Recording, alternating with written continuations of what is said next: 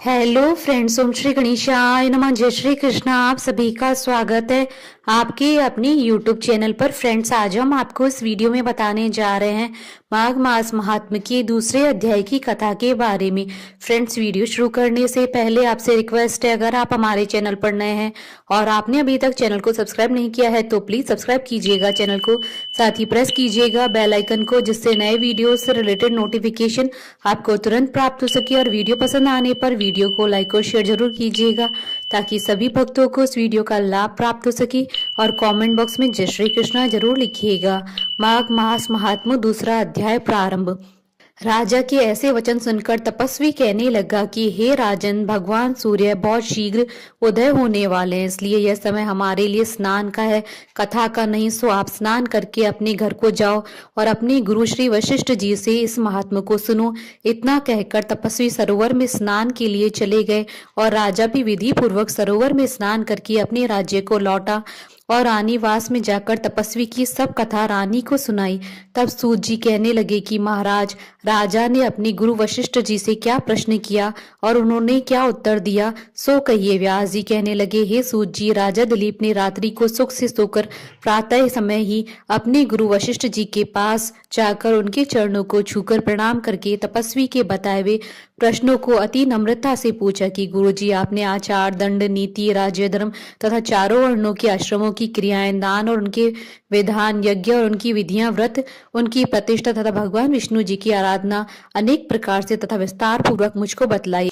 अब मैं आपसे माघ मास के स्नान के महात्मा को सुनना चाहता हूँ, सो हे तपोधन, नियम पूर्वक इसी विधि समझाइए। गुरु वशिष्ठ जी कहने लगे कि हे राजन, तुमने दोनों लोगों के कल्याणकारी, वनवासी तथा गृहस्थियों के अंतःकरण को पवित्र करने वाले माघ मास के स्नान का बहुत सुंदर प्रश्न किया है। मकर राशि के सूर्य में आने पर माघ मास में स्नान का फल गौ, भूमि, तिल, वस्त्र, स्वर्ण, अन्न, घोड़ा आदि दानों तथा चंद्रायण और ब्रह्मा कूर्च व्रत आदि से भी अधिक होता है। वैशाख तथा कार्तिक में जप, दान, तप और यज्ञ बहुत फल देने वाले होते हैं, परंतु माघ मास में इसका फल बहुत अधिक होता है।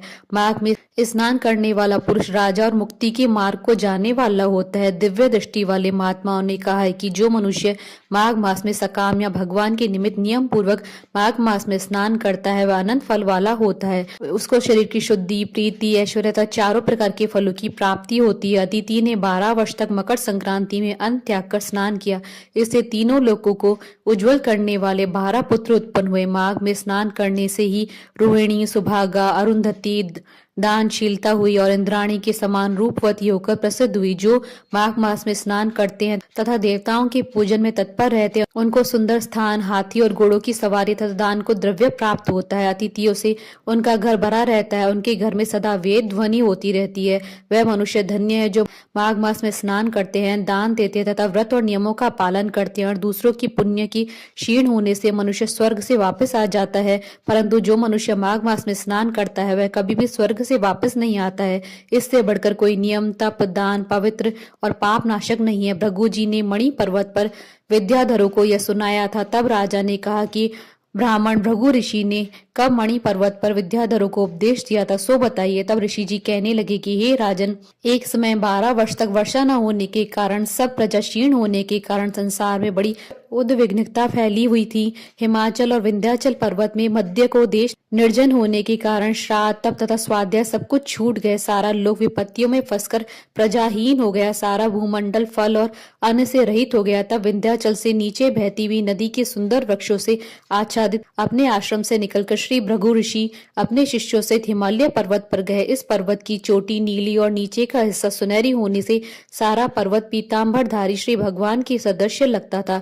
पर्वत के बीच का भाग नीला और बीच बीच में कहीं सफेद स्फटिक होने से तारों से युक्त आकाश जैसी शोभा को प्राप्त होता था।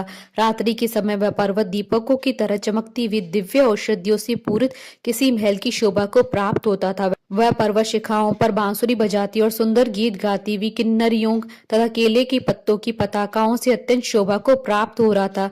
यह पर्वत नीलम, पन्ना, पुखराज तथा इसकी चोटी से निकलती हुई रंग बिरंगी किरणों से इंद्रधनुष के समान प्रतीत होता था। स्वर्ण आदि सब धातुओं तथा चमकते हुए रत्नों से चारों ओर फैली हुई अग्नि ज्वाला के समान शोभायमान था।